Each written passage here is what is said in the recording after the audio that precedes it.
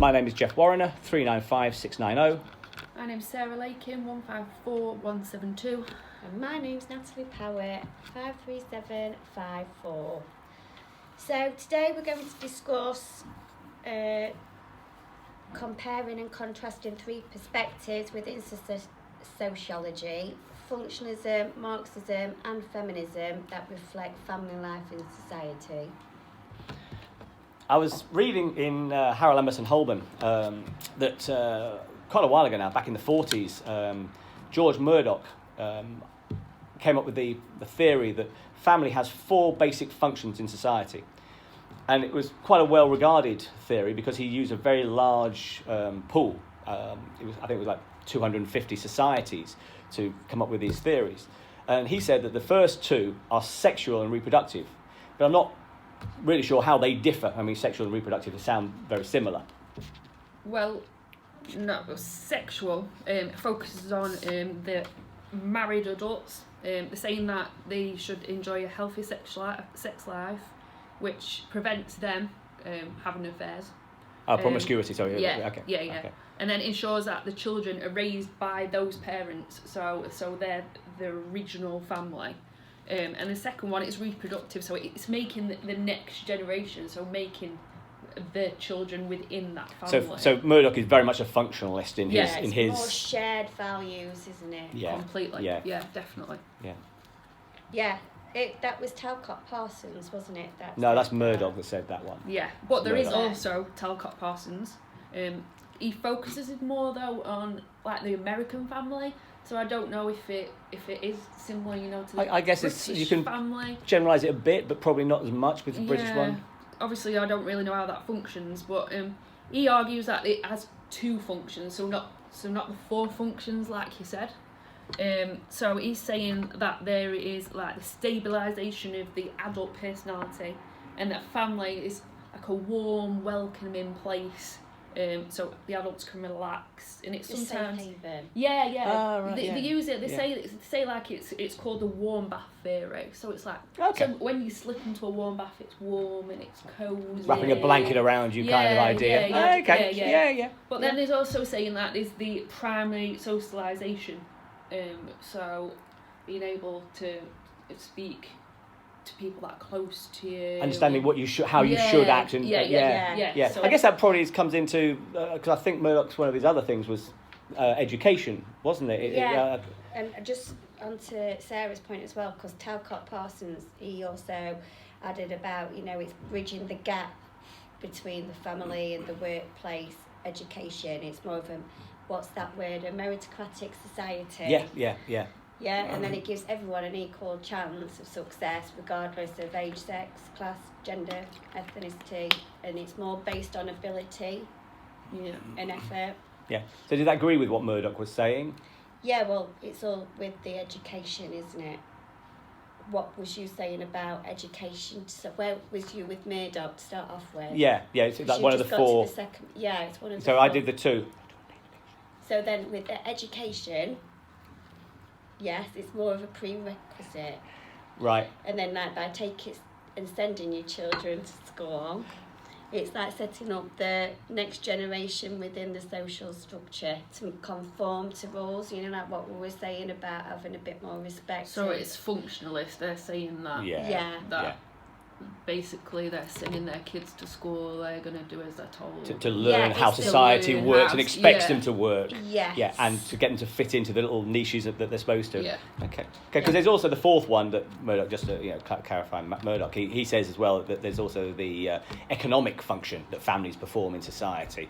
And there's an example in Harold Emerson Holborn, I remember, and it was quite a basic one. Basically, if families didn't buy food and prepare it and cook it and eat it, life would end. So that would be the end of all the different sociological ideas. Right, but then with the feminism point of view, then they would argue that it's, and say it's more like male hegemony. So What does that mean? Well, it's more of a male dominance. Oh, okay, yeah, hegemony, sorry. And then that then focuses on family and the workplace.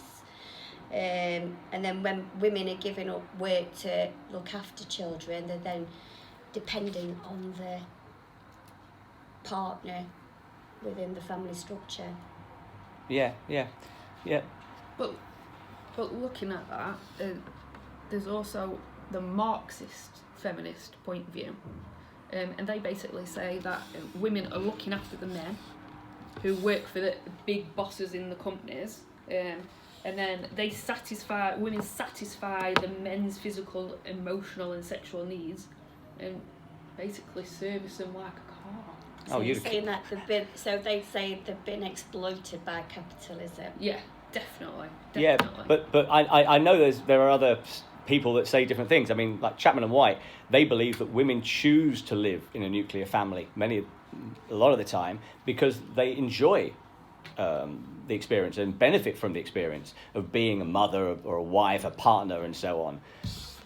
Yes, but then there's the radical, like referring back to what Sarah was saying, where it's like the triple shift, the paid work, housework, and then the mental well-being of the family, and they're continually fighting for equal rights, and they see stratification in society. Whereas Anne Oakley... Well, she's a liberal. She's more of a liberal feminist.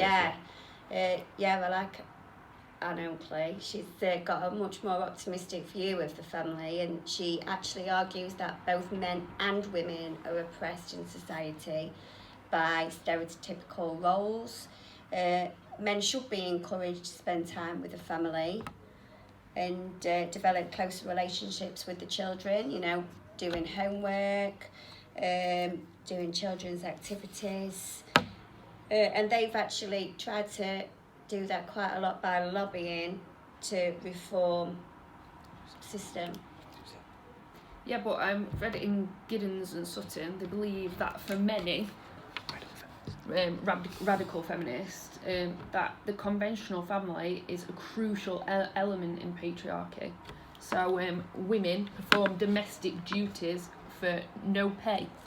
So allowing men the freedom to enjoy the outside world in public. So women are then left at home, basically there to be those slaves as such, looking after the children, looking after the home. Yeah, I mean, because there are feminists like Firestone, they believe society is totally patriarchal, and she believes women that their subjugation originated in their biology, and others, though there are other radical feminists, I mean, that see men's biology as the problem. Like Daly, they basically blames women's oppression on men's aggression. But most radical feminists would want society to change from your idea of the hegemony, male hegemony, rather than Anne Oakley's idea of everybody being equal. They would want a female hegemony, where women are on top and in power. So it's a bit too much of a pendulum swing. I would imagine Anne Oakley wouldn't be a fan of that. No, she wouldn't. And I know that with the liberal feminists, they have lobbied and campaigned to actually reform the legal system. Yeah, because I mean, it's the only group that's actually made any change, because it was in education, wasn't it, that the changes were made.